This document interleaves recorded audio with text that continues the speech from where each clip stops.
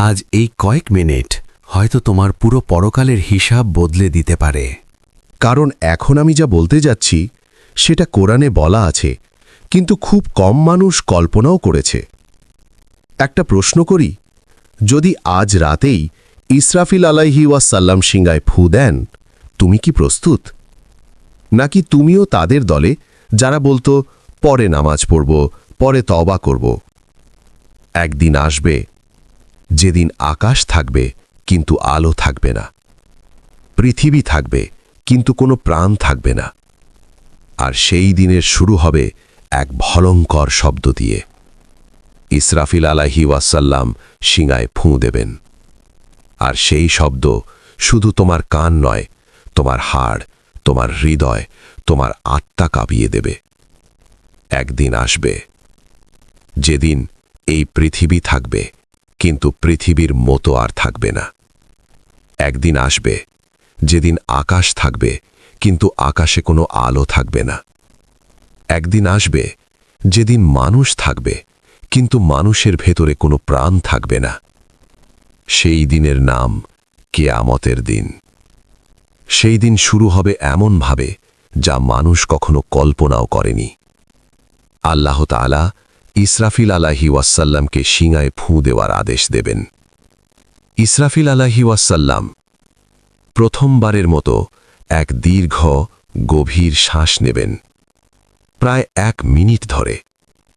আল্লাহর দেওয়া অসীম শক্তি তিনি বুকের ভেতর ধারণ করবেন। তারপর ঠোঁট ছোঁয়াবেন সিংহায় এবং সর্বশক্তি প্রয়োগ করে তিনি সিংহায় ফুঁ দেবেন। সিংহা থেকে বের হবে এক ভয়ঙ্কর শব্দ, হাড় কাঁপানো শব্দ, এমন শব্দ যেন পুরো মহাবিশ্ব কেঁপে উঠবে। প্রথমেই কেঁপে উঠবে মক্কা আল মুকাররমা, তারপর সেই শব্দ ছড়িয়ে পড়বে মদিনা আল মুনাওয়ারায়। মসজিদে নববীর প্রতিটি ইট, প্রতিটি স্তম্ভ কাঁপতে শুরু করবে। ইস্তাম্বুলের আয়া সোফিয়া, লন্ডনের শহর, নিউ ইয়র্কের টাইম স্কোয়ার, সব কিছু মুহূর্তের ধ্বংসস্তূপে পরিণত হবে। টোকিওর আধুনিক প্রযুক্তি ছিন্ন ভিন্ন হয়ে যাবে। একই মুহূর্তে গোটা পৃথিবীর প্রতিটি প্রান্তে ছড়িয়ে পড়বে সেই বিকট শব্দ। তারাগুলো এক এক করে নিভে যাবে, সূর্য ডুবে যাবে চিরস্থায়ী অন্ধকারে, চাঁদ ভেঙে টুকরো টুকরো হয়ে আকাশে ছিটকে পড়বে। মুহূর্তেই সমগ্র মহাবিশ্ব এক বিশাল কবরস্থানে পরিণত হবে।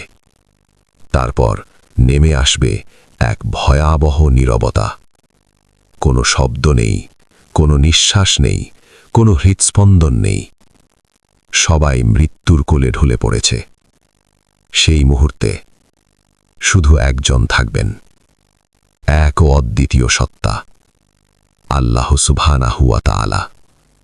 তিনি ঘোষণা করবেন, আজ রাজত্ব কার? কেউ উত্তর দেবে না। তিনি আবার বলবেন, আজ রাজত্ব কার?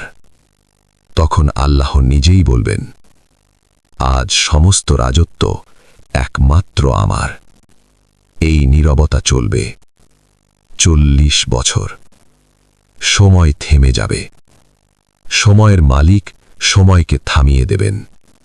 মৃতদেহগুলো মাটির সাথে মিশে যাবে, হাড় ধুলোর সাথে উড়ে যাবে, চুল, নখ সবকিছু বিলীন হয়ে যাবে। কিন্তু আত্মাগুলো অপেক্ষায় থাকবে। হাজার হাজার বছর পরে আল্লাহ তাআলা ইসরাফিল আলাইহি ওয়াসাল্লামকে আবার জীবিত করবেন। আবার আদেশ দেবেন, ফু দাও। এবার সেই শব্দ মৃত্যুর নয়, এবার সেই শব্দ জীবনের।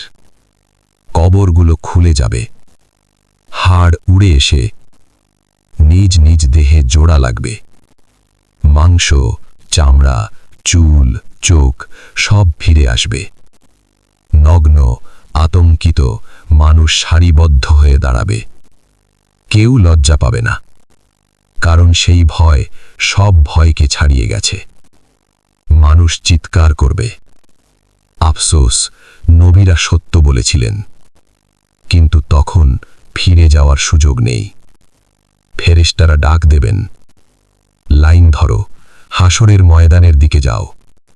মানুষ ছুটতে শুরু করবে। কেউ হাঁটছে, কেউ দৌড়াচ্ছে, কেউ হামাগুড়ি দিচ্ছে। শুধু ফিস ফিস শব্দ, ইয়া রাব্বি, ইয়া রাব্বি। সূর্য নেমে আসবে ঠিক মাথার ওপর। ঘামে কেউ গোড়ালি পর্যন্ত, কেউ হাঁটু পর্যন্ত, কেউ কোমর পর্যন্ত, কেউ গলা পর্যন্ত। এই অবস্থায় 1000 বছর, 10,000 বছর কেটে যাবে। মানুষ বলবে, এর চেয়ে তো জাহান্নামই ভালো। গর্জন। দূর থেকে আসবে এক ভয়ঙ্কর শব্দ। জাহান্নামকে টেনে আনা হচ্ছে। 70,000 শৃঙ্খল, প্রতিটি শৃঙ্খলে 70,000 ফেরেশতা। জাহান্নাম চিৎকার করবে, হে প্রভু, আমাকে ছেড়ে দিন। এক বিশাল অগ্নিপিণ্ড হাসরের মাঠের দিকে ধেয়ে আসবে। মানুষ দৌড়াবে, কিন্তু পালানোর জায়গা নেই। ঠিক সেই মুহূর্তে নূরের ঝলক নিয়ে নামবেন জিবরাইল আলাইহি ওয়াসাল্লাম। এক ছোট পাত্রের পানি আগুনের উপর ঢেলে দেবেন। মুহূর্তেই আগুন নিভে যাবে। মানুষ অবাক হয়ে জিজ্ঞেস করবে, এটা কি পানি? জিবরাইল বলবেন, এটা ছিল মাত্র 21 জন বান্দার চোখের জল, যারা আল্লাহর ভয়ে রাতে কেঁদেছিল। আজ তাদের চোখের জল জাহান্নামের আগুন নিভিয়ে দিল। এরপর শুরু হবে হিসাব। আমল নামা দেওয়া হবে। হাত পা কথা বলবে, একটুও মিথ্যে চলবে না। এক বান্দা লজ্জায় নিজেই জাহান্নামের দিকে দৌড়াবে, কিন্তু আল্লাহ মুচকি হেসে বলবেন, আমি তোমাকে আমার রহমান রহিম নামের উশিলায় ক্ষমা করে দিলাম। শেষে জান্নাত ও জাহান্নামের দরজা বন্ধ হয়ে যাবে। চিরস্থায়ী সময় শুরু হবে। যার শান্তি, তার শান্তি আর শেষ হবে না। যার শাস্তি, তার শাস্তি আর শেষ হবে না। ভাই ও বোনেরা, আজই সুযোগ। আজ নামাজ, আজ তাওবা, আজ চোখের জল।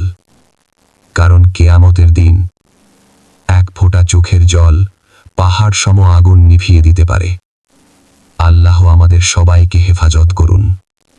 আমিন।